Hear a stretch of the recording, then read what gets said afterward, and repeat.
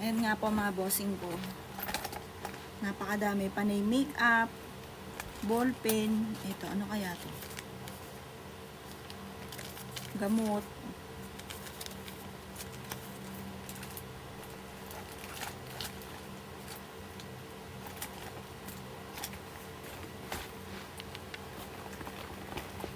Sukulay.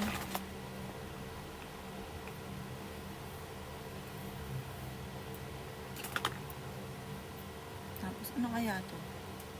Mahilig siya. Ano kaya to? Lip balm. Tunaw na, lip balm sa sobrang init.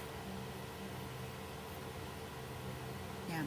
Mag-lip balm din tayo, parang nakisan ko yung aking anak. Ito pala yung mabango sa nguso po niya. Rose lip balm.